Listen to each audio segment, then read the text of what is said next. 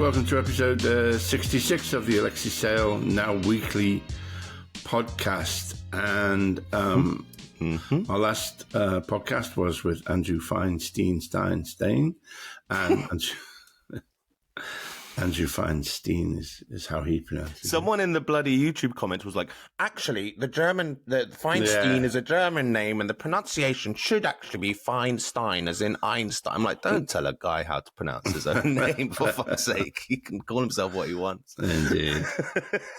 Did you see that comment? I did, yeah. Yeah. That was funny. Lovely chat, lovely man. He's just a really warm person. I wasn't expecting. That might sound bad, but I wasn't expecting him to be so like kind and huggable and lovely. Because he's always so serious. When you see him on Double Down News and all that, I've never actually heard him just talk about himself.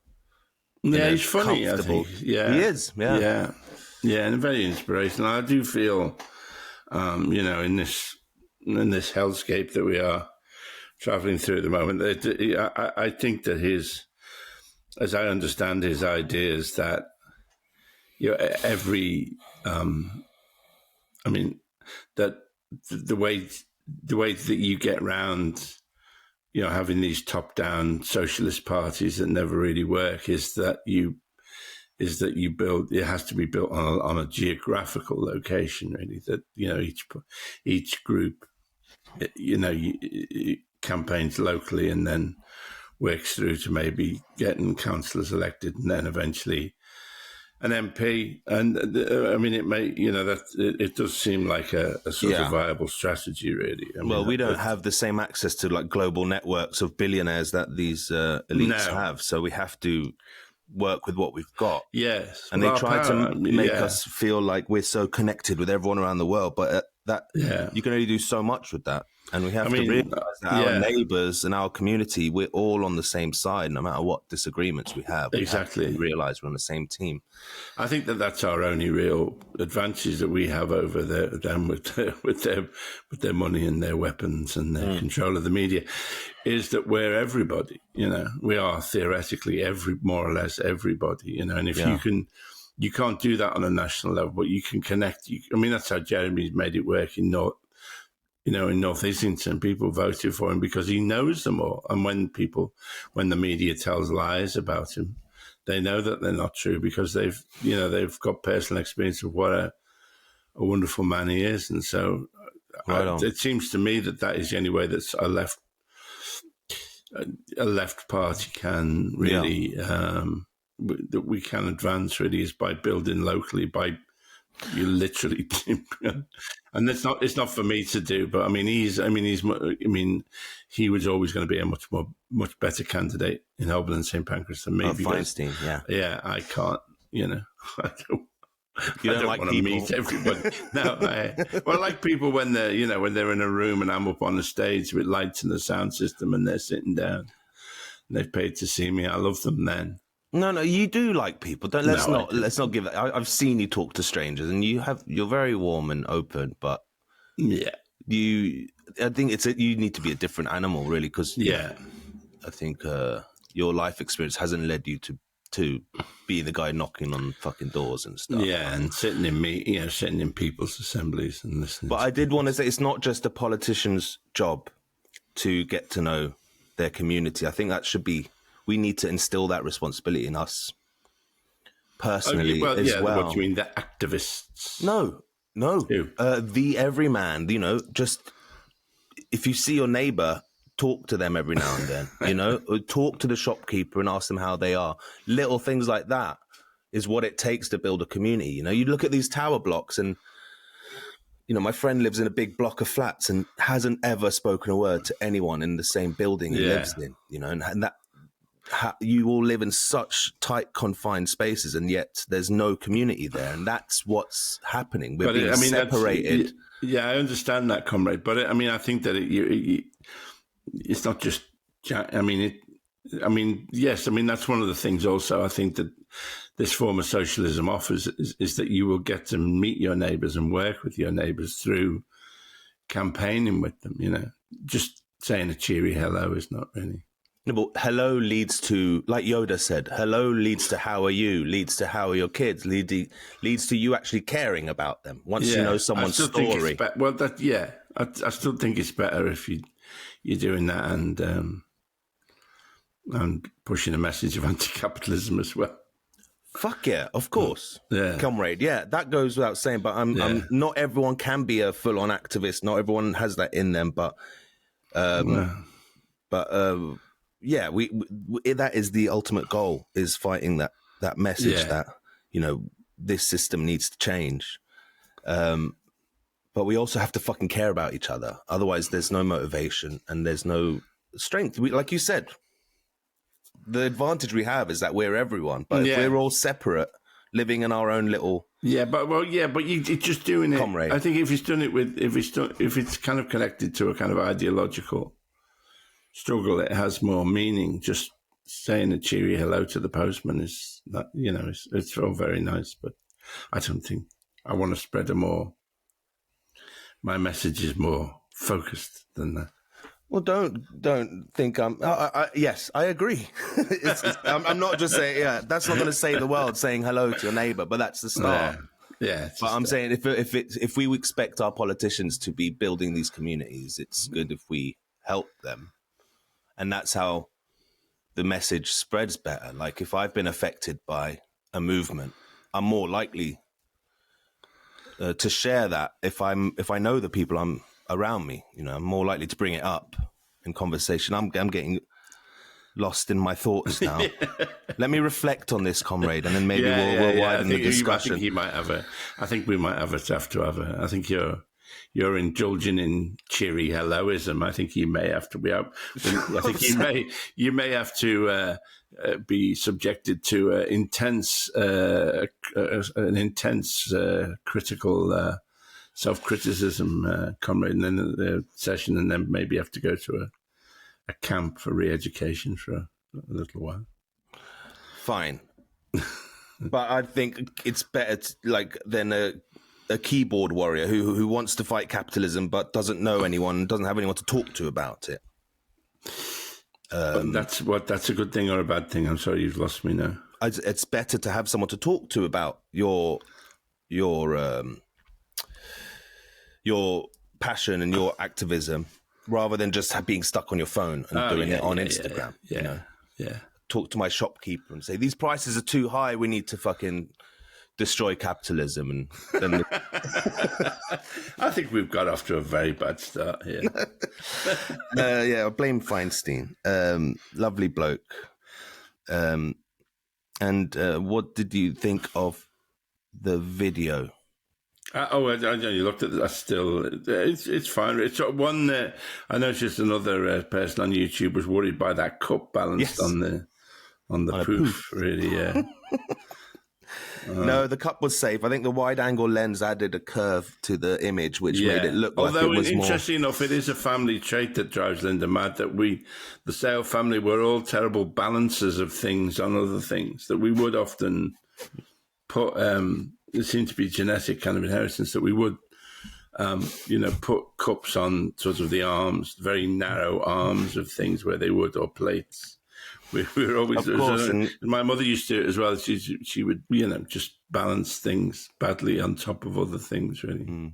And then those things would fall down sometimes. Of course, everyone knows about the short-lived Sayle family circus acrobatics act. Very Flying Saylovskis, yeah. I think they did one show. Yeah.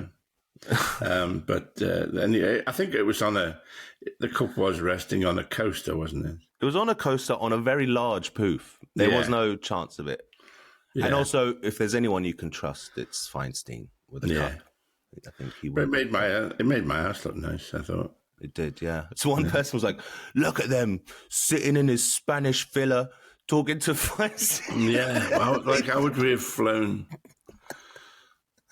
It's quite a modest little house in London, actually, that you were sitting. Yeah, we didn't fly Feinstein to Spain. No. Ridiculous. It's funny. I do enjoy it. I've started enjoying it, reading some of the comments. But big love to everyone who puts comments down and gets raises the interaction levels. Yeah. comments in the Patreon community chat room popping off over the last month. I've been, as you know, quite unwell over the last month, so I haven't really been as involved in corresponding with everyone. But I did see all your well wishes and stuff, and I'm much better now. I think it was like the 2nd or 3rd of January. I woke up for the first time without any pain in my stomach, and I breathed a massive sigh of relief. It really makes you appreciate your health. And I've started doing more exercise straight away, like twice a week or something. Look after yourselves, people. We can't fight the capitalists if you're not fit. You can't. No, it's true. No, I don't know whether I was. No, actually, I won't. I've watched what else all have of. we got to talk about? We've got a film to talk about, yeah. But I also. That's what else we got to talk, because I think this could be after the highs of Andrew Feinstein last week. I think this could be our lowest ever listened to podcast. I think I'd listen to this podcast. Come on. Hey, can you tilt your screen down a little bit so that your face is a bit more central? Because, as promised, I'm going to put a video version of our podcasts on the Patreon from now on, whenever possible. So if you want to watch our faces with big clunky headphones on, talking at each other through screens, you can join the Patreon, patreon.com/Alexei Sayle Podcast, and watch the video edition. I need to get my hair done, don't I? I need to come see you. We need to start thinking, look at me, I wore a shirt. I've got a shirt. I've got my chest hairs out. Got my Palestine flag behind me. I've thought about this stuff. Yeah, you've given it more. And you're changing your look, aren't you? We might as well just completely, let's go for this. The most tedious podcast ever. You changed, let's lean into it, as they say. Yeah. You've changed your look as well, because you used to be shaven head. I thought you were bald, really, but you're not. No one cares what I look like. But yeah, I'm growing my hair out a bit, and I've shortened my beard. You used to do that bald with the big beard, and now you look much more normal, really. I'm trying to slowly transform into my dad. Because that's right. Trying to get part in the film, yeah. I don't think we've talked about it on the podcast, but I want to play him in the upcoming drama about the Iranian embassy siege. I don't know. He had florid mustachios, your father. Yeah, so on top of this beard, there is... He did look like him then, yeah. Suddenly I saw him. He had long hair with a bald spot and a moustache. And that's... I'm slowly crawling towards that. That's one of the things, again, we talk about my acting. It's one of the, with a lot of us, particularly when I was in Hollywood, that a lot of actors, when they auditioned for a role, they would, they would dress as the character and spend days thinking, I never even learnt the fucking lines. I really never put enough. And I remember auditioning for Gene Wilder once, some movie he was directing. Wow. And scaring the shit out of him. He was just so frightened of me. Well, did you scream at him or something? No. It was just, I don't know what it was. He's a very timid sort of man, really. Oh, yeah. Oh, that's an interesting thread. His auditions I've had. Have we talked? I've talked to somebody about this, because but he's a forgotten figure now. There was a guy called Peter Greenaway who had been in advertising and then made these really incoherent art films that were inexplicably popular for a while. The Draftsman's Contract is perhaps the most famous, and then there's one called The Thief, His Wife, and His Lover. The Cook, The Thief, His Wife, and His Lover. Yeah, The Cook, The Thief, the Wife. Did I talk about that? You auditioned for that? Yeah, I auditioned to be the driver in that, and me and never have two people not got on. Never have a director in it. Yourself and Peter Greenaway? Yeah. I do like that film quite a lot.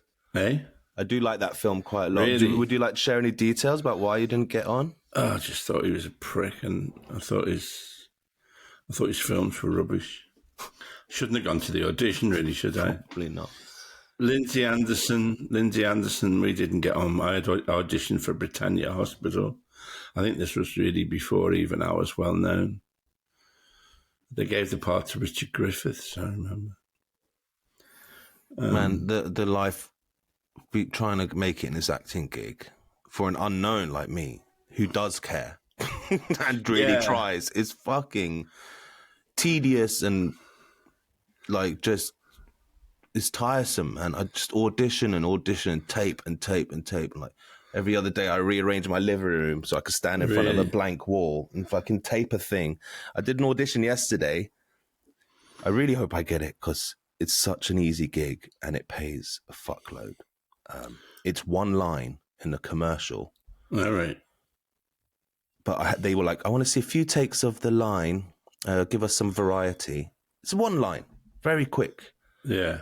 And I found myself recording like 7 minutes of me saying this line over and over and over again until it lost all meaning. And I just stood there like, what am I doing? I just had a moment of existential crisis. And then I'm watching the tape, trying to edit it and select 4 clips out of possibly 50 times I said this line. I was losing my fucking mind. And I just know you're not going to get, any audition you do, there's a 1 in 1,000 chance you'll get it, At least we never had the horror of self-taping. Although, I mean, it was pretty bad going into a room and seeing a room full of versions of you in it. That's so true. Every audition in person, I'll tell you. Actually, now I think about it, I have a stream of bad audition stories often with directors who I actually like. But I told you one where me and Paul Verhoeven. No, please tell. It's Paul Verhoeven, director of RoboCop, True Lies. No, not True Lies. Starship Trooper, which is one of the greatest films ever made. Fucking incredible film. And then the Arnie one where his face comes off. What's that? Total Recall. Total Recall. Oh my god. Yeah. Oh my god, what a movie! Yeah. So you and Paul Verhoeven. I'd got it. Paul Verhoeven was making a film with Arnold called Crusade, which probably a good idea, but it didn't get made in the end. But they'd already, I think they were in pre-production. They'd built that was going to be filmed in Malta. Anyway, I'd got this is. I mean, this doesn't make me. I don't know what it makes me seem like, but I got it into my head at this point that I didn't want to act. I was done with acting for some reason. When are we talking? I don't know. This must be in the 90s, I think, or maybe late 80s. Was this pre-stuff, post-stuff? Probably post. But I can't remember, to be honest.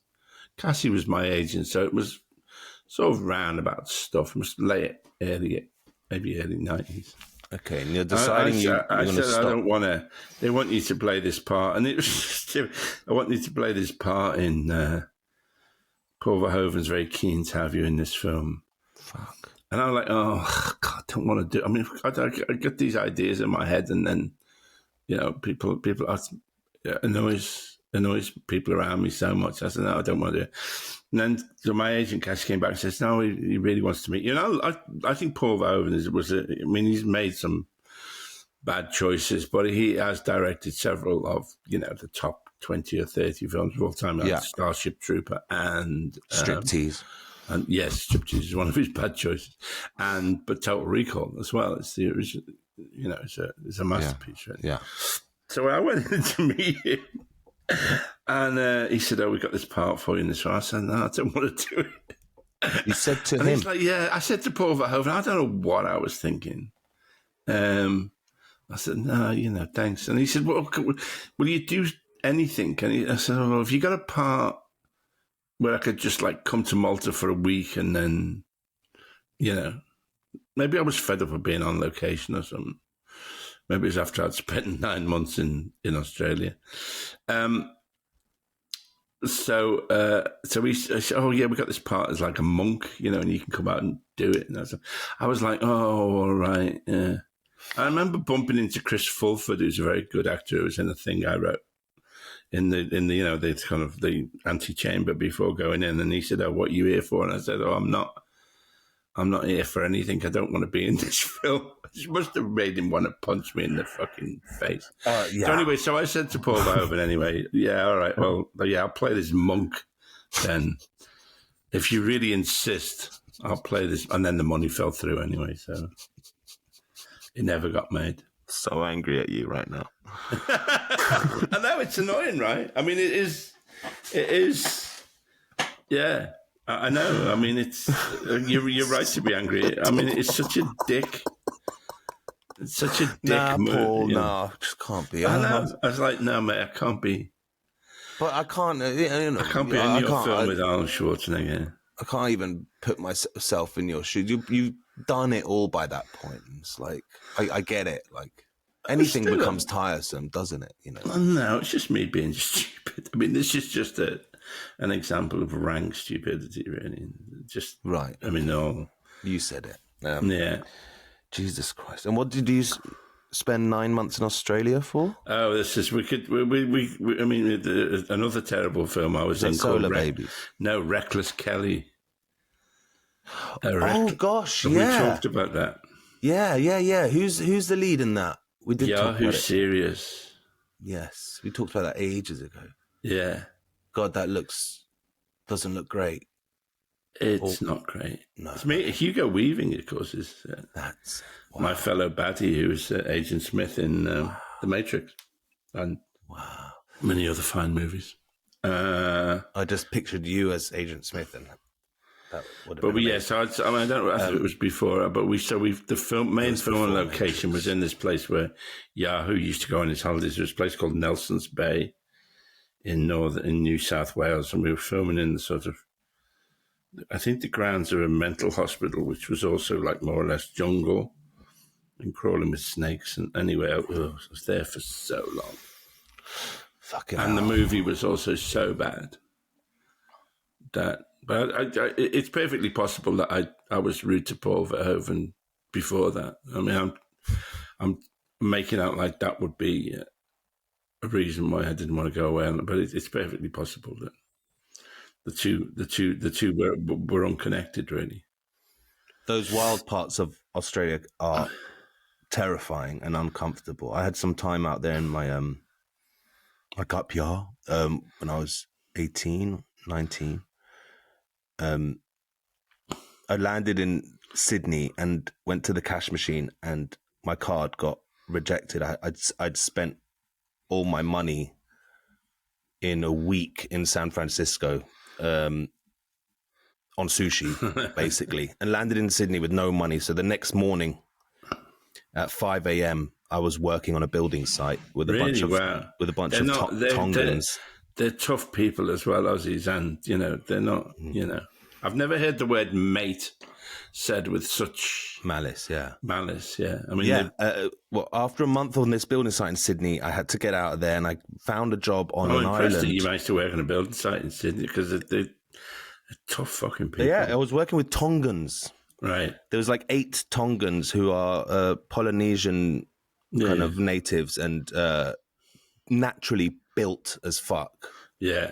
And there was like 8 really hench dudes, and then one elder who was like skinny and always smoking cigarettes, and was like, everyone kind of respected him and all that. And they were terrifying. At one point, I spoke out a line. I made the wrong joke. Right. And they all surrounded me and were like, "Have you ever been knocked out, mate?" And then I managed to I made a joke, made them laugh, and then next thing, they had their arms around me, and I'd won them over, kind of thing. But after a month of that, I had to get out of there, and I found a job on a website on an island called Great Keppel Island, which is off the coast of Rockhampton. Right.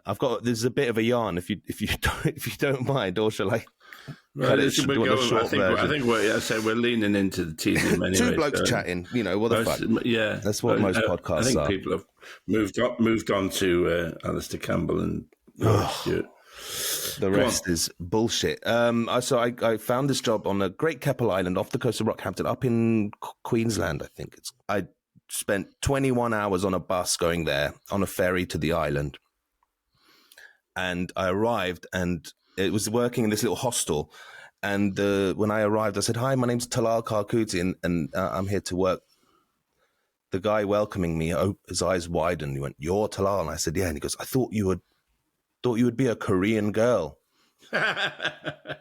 I was like, what? The website I'd found the job on was for Korean travelers to find temporary work, and they just assumed I was a Korean woman. So he had this maid's costume ready for me, like put the maid's costume away and pulled out a cook's outfit and gave me some cook whites, chef whites. And I was like scrubbing dishes, and the chef there was a fucking nutter, and he threatened to kill me, probably 50 times and like chop my head off. And he'd get so angry. He'd ended up dying of a heart attack while I was there. Blimey. He was so wound up, like just one of those guys. And I was living in a shed in the middle of a jungle. That's like a temporary, this structure was like just wooden boards put together. Especially Queensland, presumably full of wildlife. Full possums in my walls, spiders, lizards all over the walls. I'd catch lizards and made a little lizard farm in the corner of my room. And there was but at night we'd sit on the beach and smoke fucking bushweed and stare at the phosphorus glistening in the water. Fucking unbelievable sights. And I heard this noise like coming out of a bush. And I was like, what the fuck was that? And this guy was like, don't worry, mate. It's just a bird spider or a huntsman. And I said, aren't they like the deadliest spiders on Earth? And he's like, yeah, but just don't mess with them and you'll be fine. I was like, I was shaken up. But then later on that night when I was in bed, lying in bed, about to fall asleep, I heard from the corner of my room, I heard the same fucking noise. And so like these... They're not, I don't think they are deadly. The readers can, they're huge. They're the size of a Volkswagen, but they're not deadly, I think. They eat birds. Spiders. Yeah, but they don't attack people, I don't think. Well, let us know, listeners. Yeah. All right, my story is, while I was stuck on Nelson's Bay I decided to rent a ute. The ute, the kind of iconic... Yeah, like Aussie a pickup truck. Pickup truck, basically, but based on a car chassis, sort of indigenous. They didn't really rent them. The only place I could find was a video shop for some reason when you used to rent video cassettes in the town of Newcastle. So I rented a ute from a video shop? Yeah, that's the only place. I know. Just wanted to make sure I heard that right. I gave them a deposit of $100, and they were pretty unpleasant. And then don't damage it, mate. And the first thing I did, I was so wound up having this. I drove into the back of a bus with it, and then I drove around for a week in this fucking stupid ute. Anyway, took it back and tried to pretend that it didn't have a bus-shaped dent in it. I'm like, I don't know how that happened. And then that's when they said, mate, you're not getting your deposit back. It's like, did you have to deal with the bus driver as well? What happened there? No, I don't think they did. It was not. The bus didn't notice that this ute had gone into the back of it. That's funny. Yeah. At the tail end of my gap year, after Australia, I went to New York State to visit my friend who was training to be a chef. There's a famous cookery school near Poughkeepsie. All right. In between Poughkeepsie and Hyde Park, upstate famous New York. Line from the French Connections. Picking your toes in Poughkeepsie. Yeah. Was that? Yeah, picking your feet in Poughkeepsie. I think it's feet rather than I don't know. I would say that repeatedly when I was walking around. Literally nobody listening to this now. No, there is. Literally. And I didn't have a driving license, and my mate would lend me his pickup truck while he was at school. And he gave me a map, like an OS map, and circled like 3 points and said, I have a mate who lives here, a mate who lives here, and a mate who lives here. Random spots in rural areas. And I was driving his pickup truck. He just gave me like a crash course in how to drive it. Yeah. And I bumped into a lady in front of me in traffic in Hyde Park. And I'm 19, terrified now. Yeah. And she like pulls into a car park and like gesturing to me to come so we can exchange information. And I don't feel proud of this. I fucking took a left and zinged off into the woods. No, I didn't know how that story was going to go. It was a very light hit, but maybe there was a small dent or a scratch or something. But I didn't know what to do. Like I would have going to American jail as an young Arab man after 9/11 with no driving license. Like I just had to my instinct said fucking run, and I just went. Well, am I a bad person? Yeah. Okay. Thought so. Terrifying. Yeah. One last thing. I've got a fun job tomorrow. It's technically an ADR job, but it's a voiceover job. Basically, they've taped a show. I can't tell you the name of the show or anything, but I'm revoicing a character in a show. He's meant to be a Syrian art dealer, but they cast a Moroccan, so his accent is wrong. Right. But he's got a really good face, like, for the role. I understand why they cast him, I guess. But they needed someone with a Syrian accent to come in. It's like a TV, we can say what it is. TV show. No, I can't say anything else about it. Well, I've done that as well. It's interestingly, there's a film called Meeting Venus, which is directed by a guy called Istvan Sabo. And to enjoy this film, you really need an intimate and wide-ranging knowledge of the Wagner opera Tannhäuser. So it wasn't really a huge success, but they had a Czech guy in who'd learned English phonetically, and was, and I revoiced him. So if you ever see the film, Meeting Venus. The other interesting thing about this was that everybody on the film, a lot of people on the film, was called Stephen Taylor, but in different languages. Because I think, I may have made this up, I think Istvan Sabo means Stephen Taylor in Hungarian, in Magyar. And there was a guy on it called Stefan Schneider, I think, which is Stephen Taylor in German. And then there was a guy called Stephen Taylor on the crew. From Aerosmith? No, not him, but the same. So everybody on the film, more or less, was called wild. Stephen Taylor, yeah. Meeting Venus. It's actually quite an interesting film, but and Tannhäuser is, despite it being Wagner, there are bits of it. A lot of actors who get revoiced don't know that's happened until they watch the thing. Really? How would you feel if you watched The Bride and suddenly Ian McKellen's voice comes out of your face? Least of the problems in my performance on The Bride. I don't know, really. I also revoiced. There's a children's TV animation series that was on Nickelodeon thing called Olive the Ostrich. And I revoiced the whole of the second series of Olive the Ostrich because the original voice was Rolf Harris. Oh, fuck. Oh.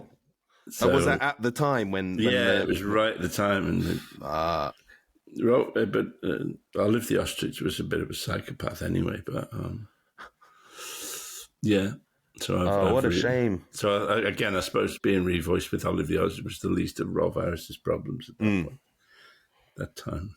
We didn't bring up Rolf when we were talking about separating the art from the artist. Oh, right. Well, at least not really.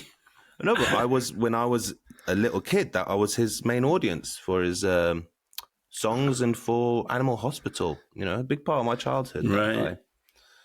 Big part of my childhood, yeah. Yeah, well, yeah. What a shame. I don't think this is really betraying any confidences, but when I was friendly with Billy Connolly and Pamela Stevenson, and I think at one point they lived on the Thames, and he was next door, and they had to move because he kept coming round with his musical instruments. Fuck off! Like the doorbell would go, and it's always Rolf Harris again. And in the end, I think they moved because this again long before any bad shit had come out about him. But so Billy and Pamela actually sold up because that's so funny. Their house, rather than infested with huntsman spiders and lizards, was actually infested with Rolf Harris. Another dangerous, deadly Australian creature. Yes. We made that link after 34 minutes. It's all come round. It all links up this show. It's like it's connected under the surface. There are these links. Yes, another dangerous. Your story about living in that shack now has a point. Has reached a comedic climax because, Billy and Pamela's house was infested with another dangerous Australian mammal. In this case, that's funny. Rolf Harris. So if you're listening, the one person who's still listening, you see it all links. Well, I've got another story about Great Keppeline, but I'll save it for another time when it comes up organically. You don't want to blow it all. No. Fascinating place. Maybe speaking of films as well, I don't think there's only one person listening. Come on, there's going to be. Let us know if you've made it this far into the podcast. This is for you, the one person. I think you're called Jackie, and you live in Hebden Bridge. Hi, Jackie. Hi, Jackie in Hebden Bridge. Yeah. If you made it this far into the show, please leave a comment saying, hello, my name's Jackie, and I'm an Alexei-holic. Oh, God. No, we give them a heavy, substantial, wonderful conversation with a political guest such as Andrew Feinstein, and now we can just have an episode where we're talking bollocks. It's the Alexei podcast, man. Easy like Sunday morning. But it is. We normally do this on the first podcast of the month. Right. But because of illness, it's been moved to the second podcast of the month. It's time for the Alexei Sayle Film Club. Dad, they've got theme music. It's the Alexei Sayle Film Club. Alexei Sayle and Talal talking about films.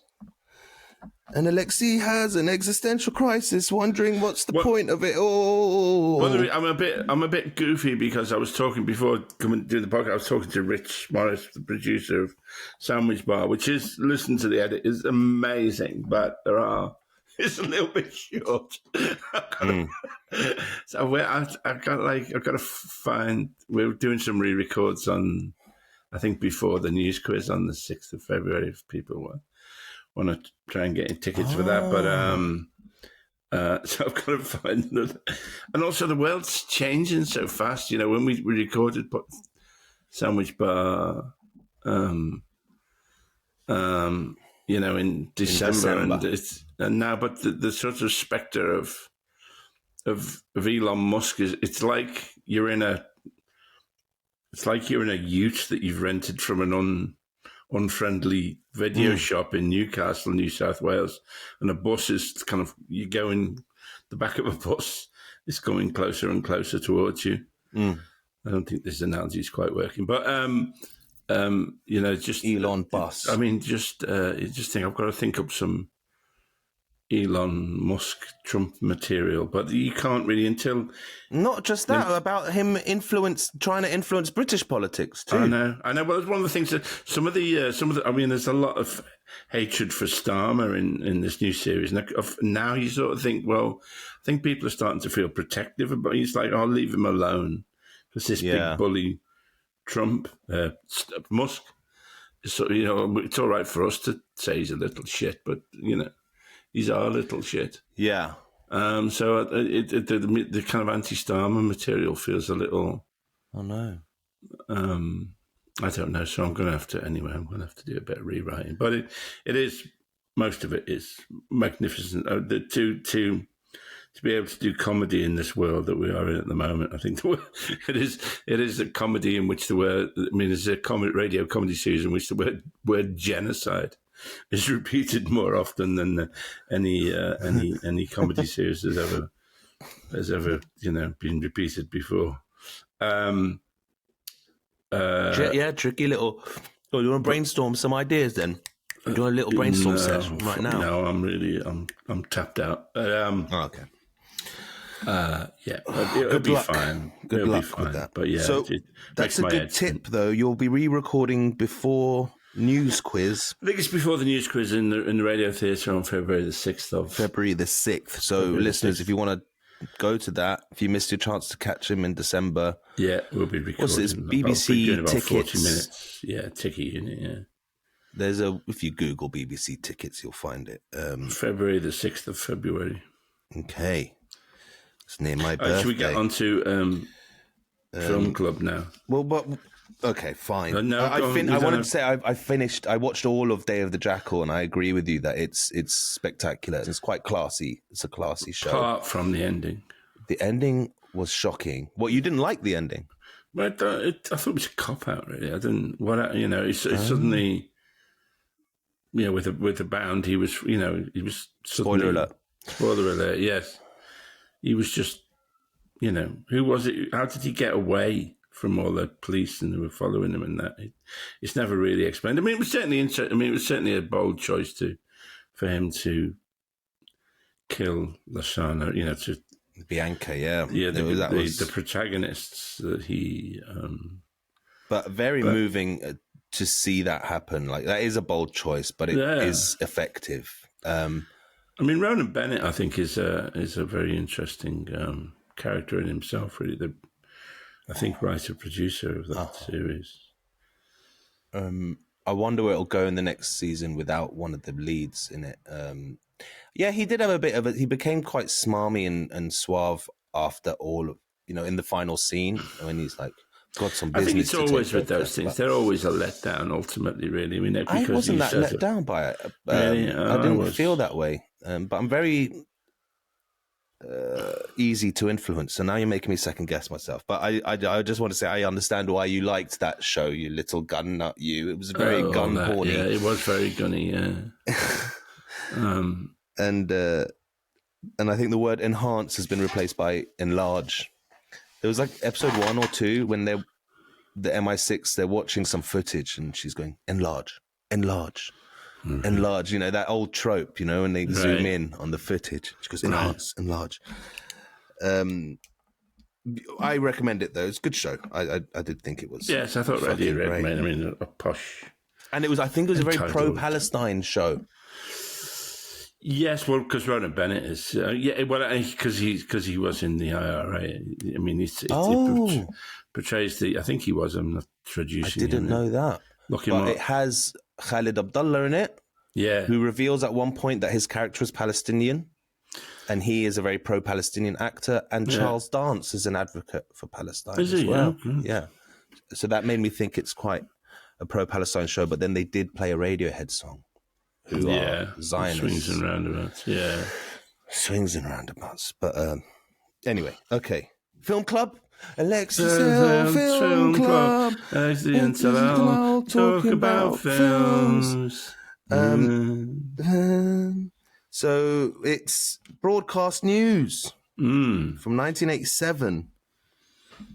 I'll introduce it, and then you can talk, yeah? I wrote a little intro again.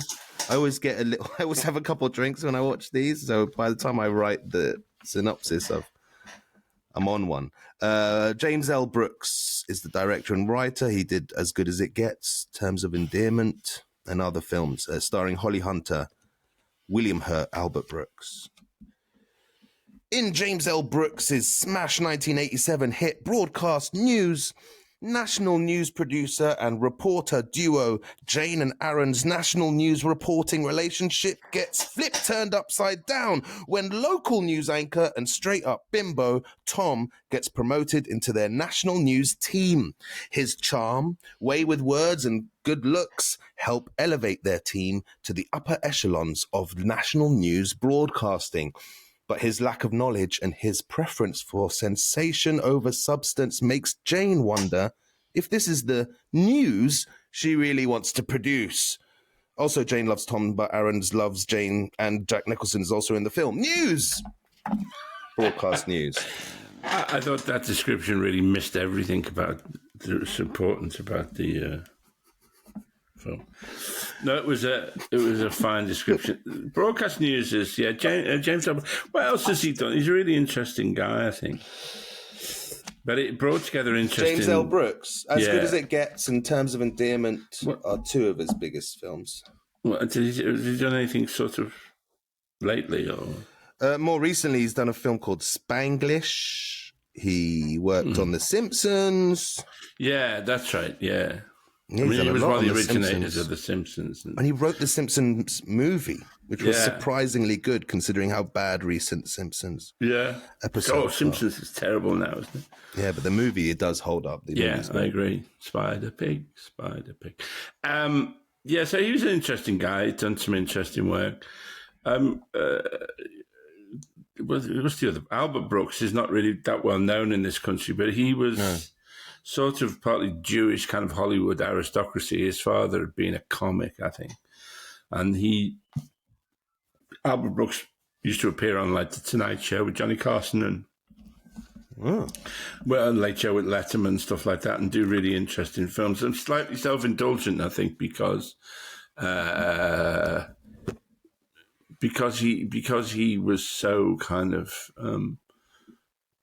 plugged into Hollywood. Really, he was. I mean, it's interesting, and the sort of films that he did are often not as funny as he thinks he did. He also has made we wrote some movies, but this. And Bill Hurt, of course, who I think is in some ways an underrated. I mean, he's very well. I mean, when I worked with him, he was a very difficult person to be around, but a great actor. I particularly like him in A History of Violence. With Viggo. With Viggo Mortensen, really. I mean, which is the sort of. I mean, there's a bit in Sandwich Bar about the special forces or hitman hiding out in the suburbs and being forced to be drawn back into their killing ways by, figures from their past. But this was one of the first films that used that trope, really. And I think William Hurt is particularly fantastic. He's fantastic in this film. And Holly Hunter is very well also suited to the role. Yeah. I mean, a beautifully subtle performance, I think. Holly Hunter. And it's also about kind of love triangles, in a sense. It's about the impossibility or the difficulty of love with somebody with whom you have profound ideological disagreements. But it's also about a crucial moment when the story, when journalists suddenly became the story. Like if you look at ITV News now, and Tom Bratby will make a speech about how he feels about the news. And it's like, fuck you, you shouldn't be the story. But this is when this is a kind of part of, before the internet, but the start of the descent into, that's when everything started to get worse, I think, is chronicled in this point in broadcast news. Yeah, it's also got sensationalism. But also just news has always been manipulated, but it's when news went from being a sort of sober kind of analysis to being just another branch of the entertainment industry, I think. Well, and that's Jane's character does like a lecture early on about how she's at like a local news conference, and she's doing a lecture about how there's this danger of news becoming all about puff pieces and not about actual news, and the audience are like, fuck off, and they all start leaving. Walk out, and then that's when Tom meets her. He walks up to her and goes, that was great. But he's probably lying, because he becomes anchor, and he gets caught out. He gets caught doing that. Faking a thing. But I don't think. But that's the thing. That's the cleverness of the writing and the acting, is that he's not. He's sincere. He's a sincere and honest person. Yeah, I think he's just dedicated to something wicked, really. And I think that's just one of the fascinating things about this. He's very open about being ignorant, and he's just he feels like an imposter, but he keeps getting told, stop complaining, go along with it, and I guess that's what he ends up doing. So you're right. He's not lying. He's just tremendous. A dum-dum. Yeah, he's just a really interesting character that you don't. I mean, again, you just don't see subtle characterizations anymore, really. And this is just a marvelously complex. It's got some great lines. I always like that line. I always use if I'm teaching screenwriting. I always. Which I don't do. It makes me sound like I'm when you did those famous screenwriting lectures. Yeah, when I went, giving one of my famous McKee style lectures on screenwriting because of all the great films I've written. But I say that just one of the greatest lines in movie making is that where he wants to tell her about, and he says to her over the phone, "Let's meet at the place where we went that time." And I just think that is the greatest. I may have talked about that before, because it says so much in a simple line. It says so much. It gets over the information that he wants to meet her, but it also tells you about the depth of their friendship, that he doesn't have to say where the place is. It's just It's where a line, does 2 or 3 things at the same time, really, and it's a magnificent piece of writing. I'll meet you at the place near the thing where we went that time. Yeah. And she instantly knows exactly the spot. Yeah. That Brilliant. says so much about their One of the relationship. greatest lines in movie writing, I think.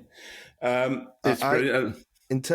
Regarding the dialogue of the film, I did find that the dialogue was so clever and really funny, comical language and dialogue. Like you'd think it's unrealistic because no one actually is that smart and witty in the moment when they talk to each other, but yet you really believe the conversations and they feel real and the relationships feel real. So I think that is such a tight balance between writing and directing. You have to make it feel natural, that they're so sharp and witty with each other. There's that where the guy's just been fired and the boss says to him, oh, yeah, if there's anything I can do. And he says, I certainly hope you'll die soon. It's so good.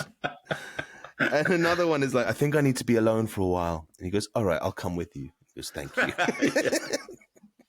It's as a movie, it's slightly dated, isn't it? It's, there's aspects of it there, but it's, I think it's a really... dated in the sense of tone and pace is what I noticed, because if you'd have given that dialogue to like Tarantino or Wes Anderson or something, because this is pre those directors kind of changing the language of cinema.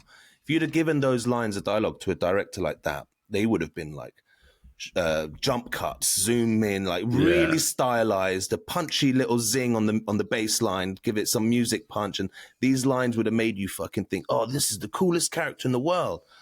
Because he said this thing and the camera zoomed in and the music did that thing. So now I think this character's super cool. Whereas they're all schlubs working in a messy office, saying the same quality, like incredible dialogue at each other. But the editing and the pacing isn't trying to grab our TikTok brains and tell us this is cool. It really takes a lot of the trust that the audience are just going to sit and soak it in and take it and not be forced to pay attention like films make you do. In the 90s started making you do in the early 2000s. Yes, that's a very good point.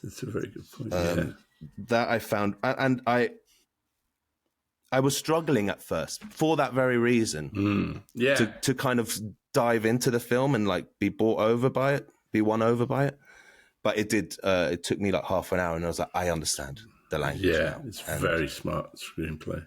Really smart. Even background characters having conversations behind them. It's all relevant, and it's all telling you the story of the landscape of news. Yeah.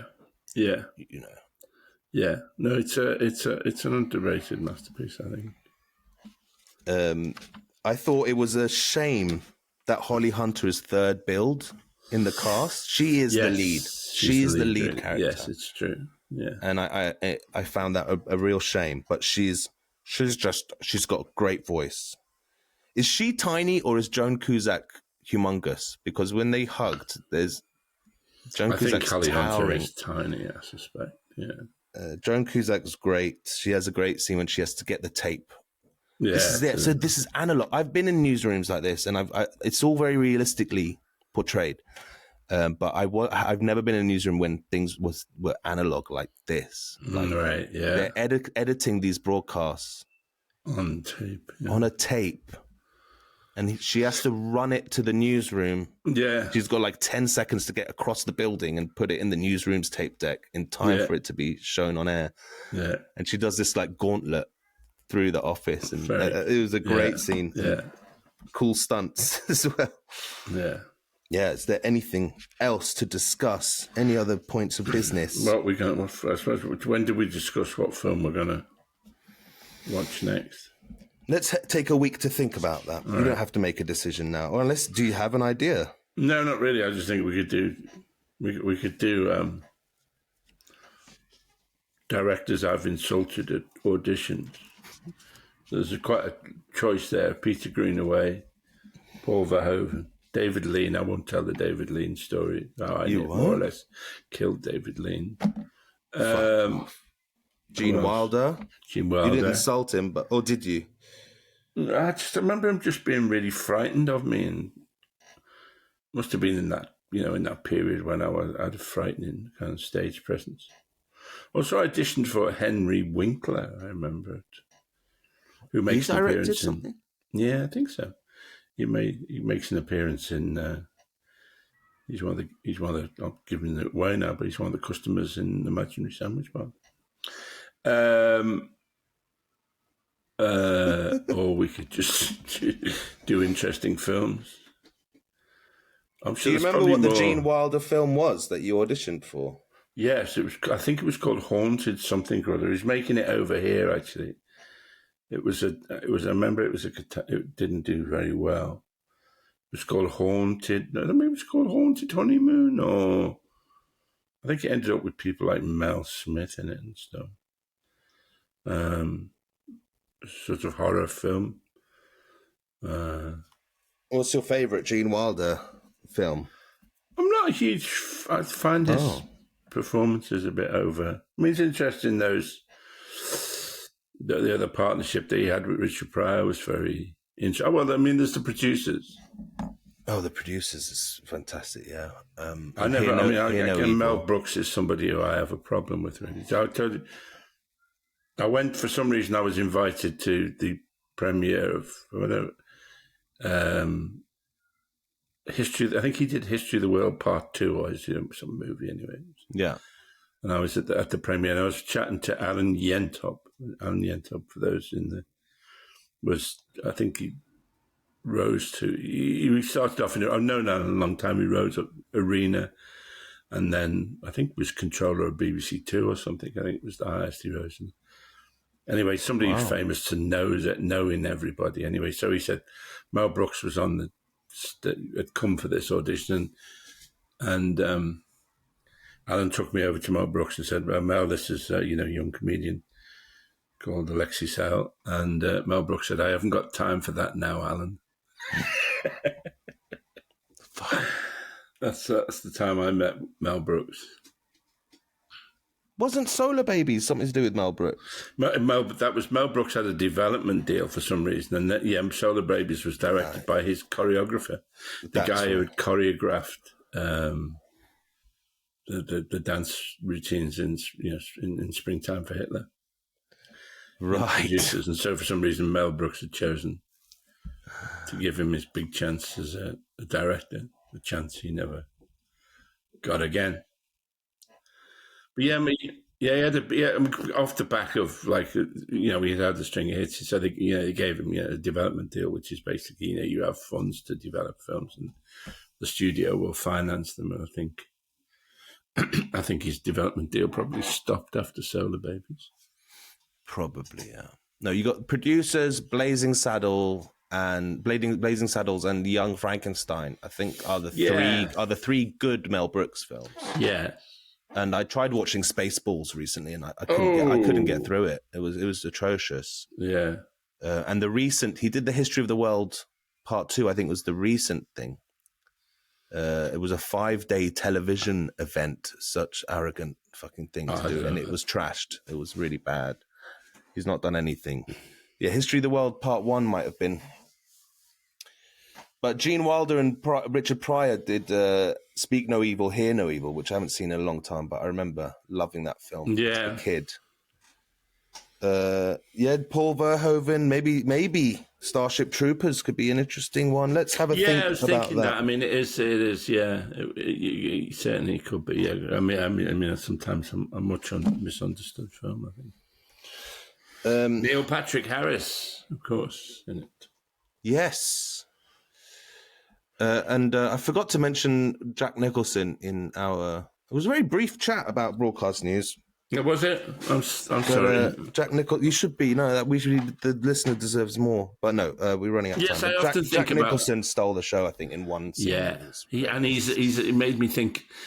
You think about those kind of those alpha news presenters, like epitomized by somebody like Hugh Edwards. I mean, he's a kind of Hugh. I mean, well, they were bigger in the States, weren't they? Those Ed Morrow. I don't know. I mean, I don't know, but they used to have these real alpha male news presenters there, who were titans in their field, really. And he plays one of those, really. Wolf Blitzer. And what did you think of the framing device at the beginning where you see all the three lead characters as children? This is kind of like the cold openers of the film.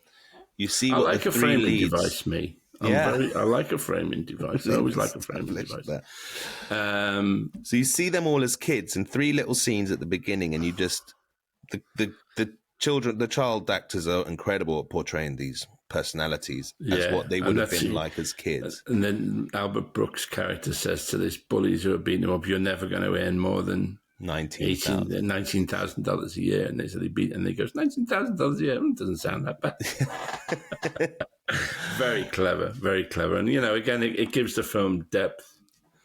I think a framing device is often a worthwhile thing. You sometimes forget that they have them. I mean, like Mr. and Mrs. Smith, of course, has a That's the one you brought up before, yeah.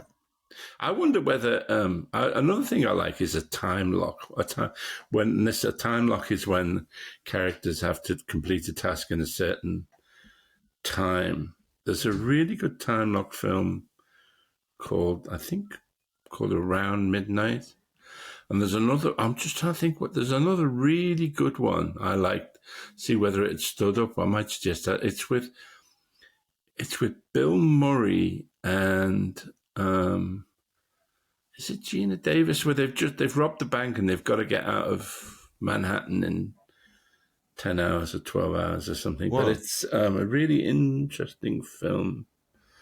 Bill Murray robs a bank dressed as a clown. That might be one. Never heard of that one. It's really interesting. Again, when I'm talking to my students in these mythical lectures that I don't give, it's a film I often say.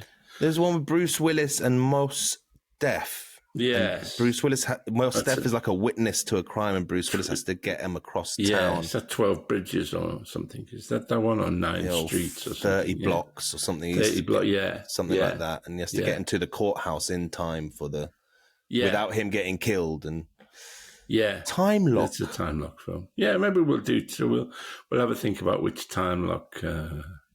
Does Speed count as a time lock film?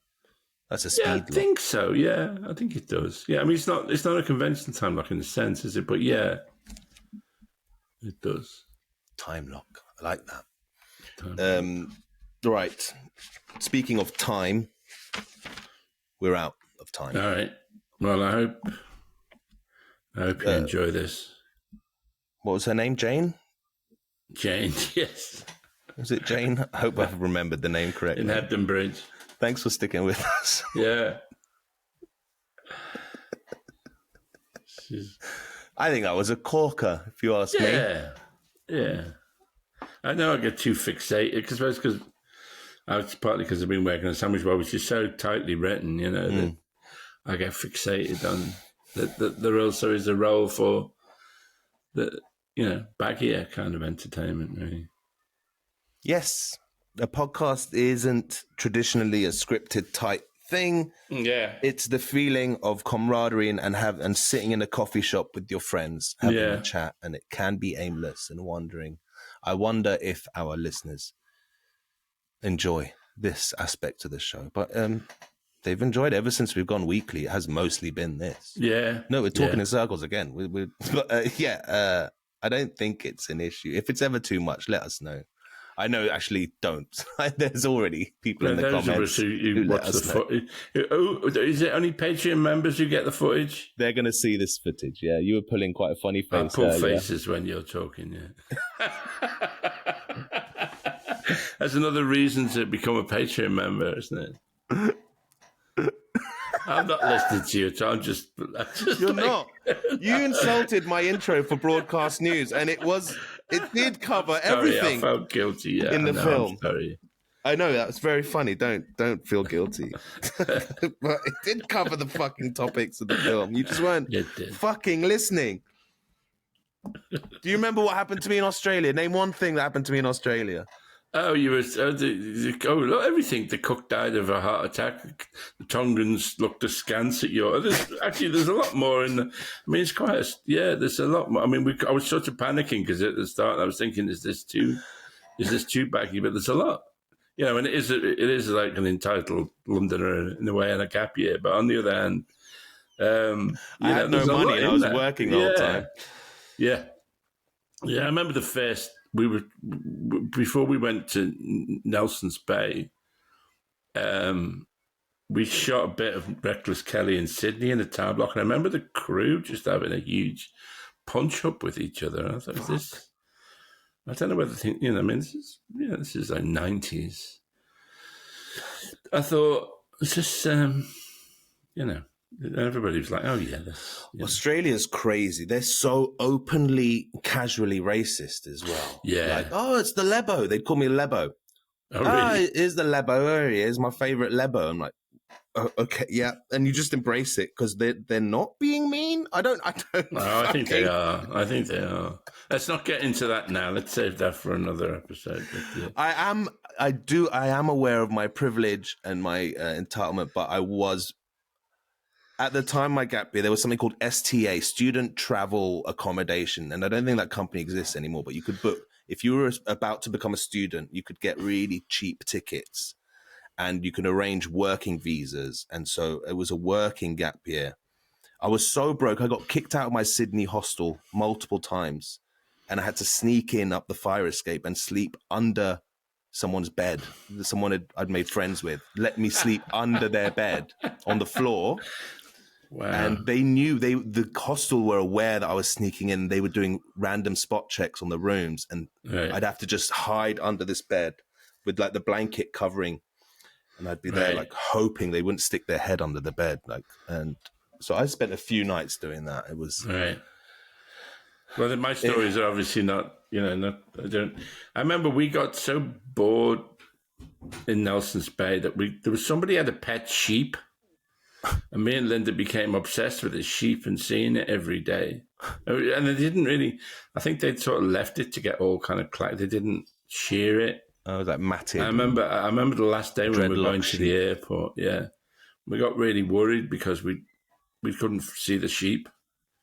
Wasn't in the person's front garden. But then finally, just as the car was taking us to the airport, we saw the sheep.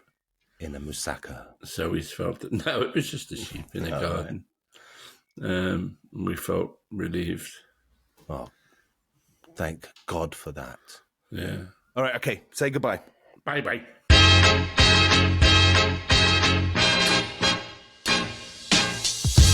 You've been listening to the Alexei Sayle Podcast.